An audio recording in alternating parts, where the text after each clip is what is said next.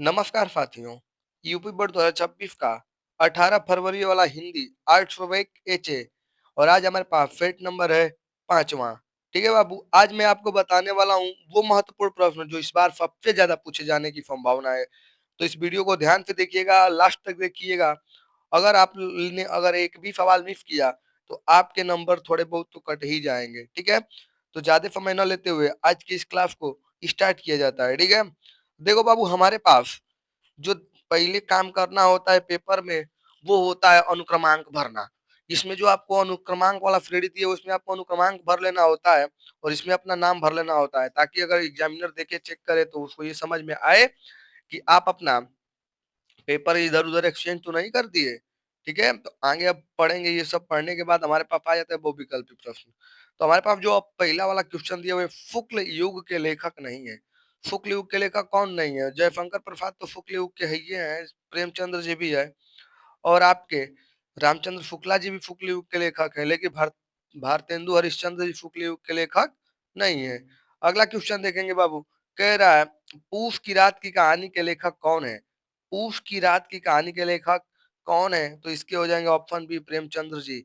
प्रेमचंद्र जी हो जाएंगे। अगला कह रहा है सिंदूर की होली के नाटककार कौन है?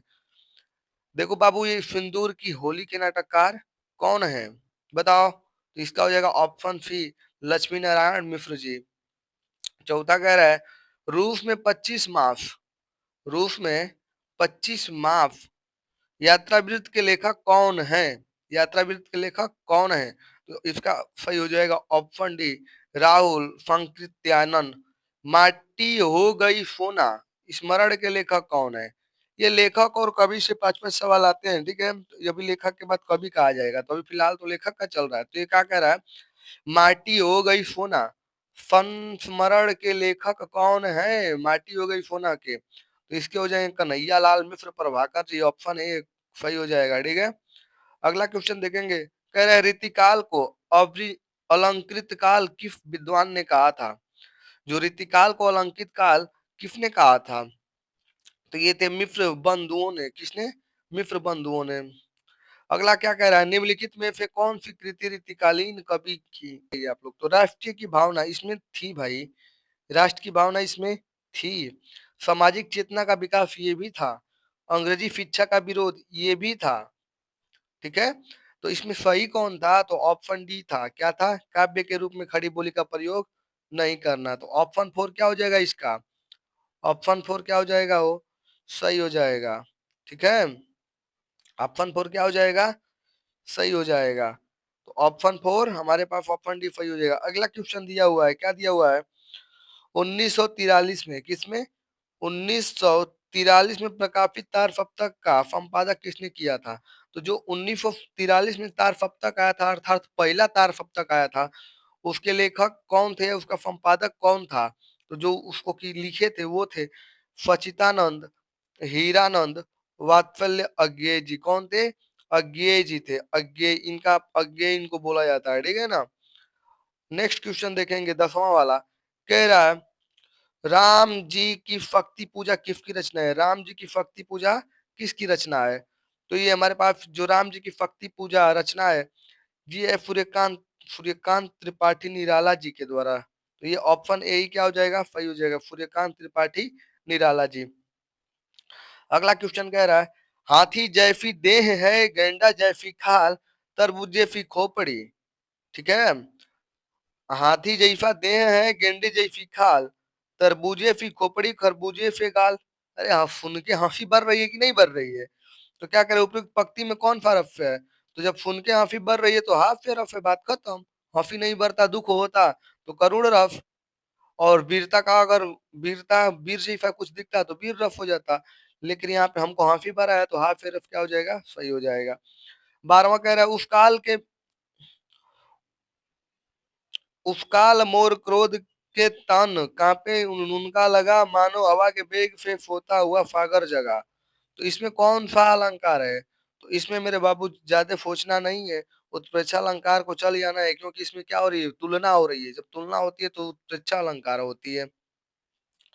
13वां सवाल दे रखा है जो सुम एक मिनट सॉरी जो सुमिरत सिधि होई, जो सुमिरत सिधि होई गनायन करिबर बदन, करऊ अनुग्रह सोई बुद्धि राशि शुभ गुण सदन। उपयुक्त पंक्तियों में कौन सा छंद है? तो इस पंक्ति में कौन सा छंद है, मैं आप लोग के पास 2-4 मिनट का नहीं, 2-4 सेकेंड का टाइम दे सकता हूँ। तो ये हमारे पास जो ऑप्शन हो जाएगा, ऑप्शन एक हो जाएगा ये सोरठा। ठीक, 14वां सवाल दिया हुआ है, निम्नलिखित में से किस शब्द में अनु उपसर्ग का प्रयोग नहीं हुआ है? जो यहाँ पे जो चारों शब्द दिए हुए हैं, ये जो चारों शब्द दिए हुए हैं, इनमें से अनु उपसर्ग का उपयोग किसके में नहीं हुआ है? तो आप लोग को देखना है और बताना है। तो देखो बाबू लोग, अनुकरण इसमें तो हुआ है, इसमें तो हुआ है, अनुशासन इसमें भी हुआ है, अनु तीर इसमें देखो, अनुतीर, अनुतीर यानी कि त का भी आधा र का भी उपयोग हो रहा है, तो अनुवाद में भी हुआ है। जिसमें वेद नहीं हो रहा है, ठीक है, जिसमें वेद नहीं हो रहा है, तो इसमें अन का उपयोग हुआ है। जो ऑप्शन सी है, इसमें अन का उपयोग हुआ है। किसका? अन का उपयोग हुआ है। इसलिए ये ऑप्शन सी हमारा क्या हो जाएगा? सही हो जाएगा। नीलकंठ, नीलकंठ जी आ गए। मैंने आप लोग को बताया था कि इनको 100% याद रखिएगा।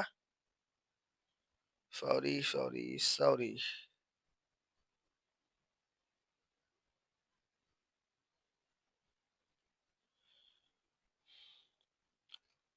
नीलकंठ, नीलकंठ जी आ गए। मैंने इनको बताया था कि इसको आप 100% याद रखिएगा, ये जरूर आएगा पेपर में।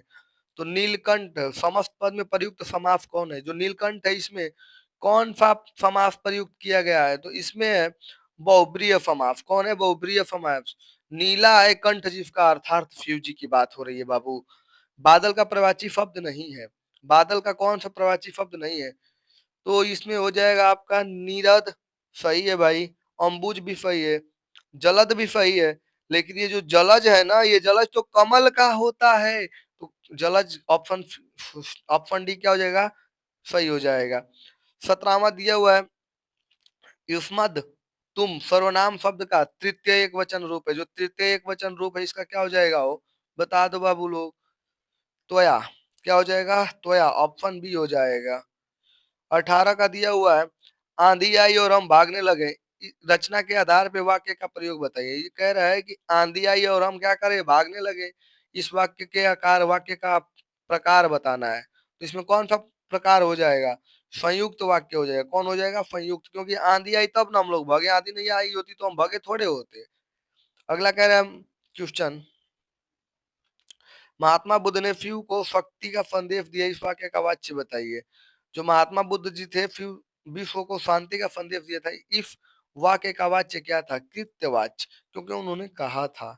कृत्यवाच्य हो जाएगा। ऑप्शन सॉरी, 20वां सवाल कह रहा है, वह अचानक चला गया। वाक्य में प्रयुक्त अचानक पद का व्याकरीकरण परिचय है। व्याकरण, व्याकरण, व्याकरणिक परिचय है। तो इसमें हमारे पास अचानक, अचानक कुछ विशेषता हो रहा है, लेकिन ये किसकी विशेषता हो रहा है? चला गया, यानी कि अचानक चला गया, यानी कि अचानक चला गया, अचानक चला गया। चला गया तो एक तो क्रिया हो गई, लेकिन अचानक चला गया ये विशेषता हो गई। तो ये हो जाएगा सर्वज्ञा नहीं, सर्वनाम नहीं, क्रिया विशेषण होगा। वो किसकी विशेषता है? क्रिया की विशेषता है। तो ऑप्शन सी सही हो जाएगा। ठीक है मेरे लाल। अब बाकी ये सब है आप लोग के पास, गद्यांश उद्यांश दिया हुआ है, इसको आप लोग पढ़िए आराम से मस्त। रेफरेंस बुक से लेकर कुफंग, अरे भाई तो 100%, 100% याद करिए इसको आप लोग। ये हो जाएगा हमारे पास श्याम तुम्हें, ये कृष्ण जी की बात हो रही है। किसकी? श्री कृष्ण जी की बात हो रही है, पढ़ लीजिएगा। उदो मन को न भाए नगरिया, ये अथवा वाला है, चाहने में सुबह गौनम में गूथा जाऊं। हाँ, सब पढ़िए आप लोग, ये सब पढ़ लीजिएगा घर पे। यहाँ पे आप लोग के यहाँ जो भी चलता होगा उसको देख लीजिएगा। ठीक है, अब इसमें आ जाइए आप लोग प्रमुख रचना में, लेखक के लिए, जीवन परिचय के लिए। तो मैंने आप लोग को बताया, आचार्य रामचंद्र शुक्ल का याद करिए, नहीं तो जयशंकर प्रसाद का याद करिए। दोनों में से कोई एक जरूर लड़ जाएगा। देखो आचार्य रामचंद्र शुक्ल जी आए हैं। अगर ज्यादा मन है याद करने का, तो राजेंद्र प्रसाद जी को भी याद याद कर सकते हैं आप। अगला सवाल दिया हुआ है, महाकवि सूरदास जी का, बिहारी लाल जी का, मैथिली फणगुप्त जी का सूर्यदास को तो कौन नहीं जानता, हमने बताया भी है। यहाँ पे एक श्लोक लिख लीजिएगा और यहाँ पे अपना विद्यालय पे एक पुस्तकालय पे पत्रिकाओं के लिए या अखिल भारतीय विवाद पे बधाई लिख दीजिएगा, पत्र लिख दीजिएगा या एप्लीकेशन लिख दीजिएगा। देखो चंद्रशेखर का हाफिज, चंद्रशेखर एक महान क्रांतिकारी हाफिज, वीर केन पूजत, वीर को कौन पूछता है? वाराणसी नगरी कस्या नद्या कुले अस्थि, ज्ञान कुल संभवती, निम्नलिखित में से किसी एक विषय पे निबंध लिखिए। तो निबंध तो सभी लोग लिख लेंगे ना हो, मैंने बताया था। ये सड़क सुरक्षा, जीवन रक्षा या कम जीवन में कंप्यूटर का महत्व, जो भी दिल में आए उस पे आप लोग लिख सकते हैं।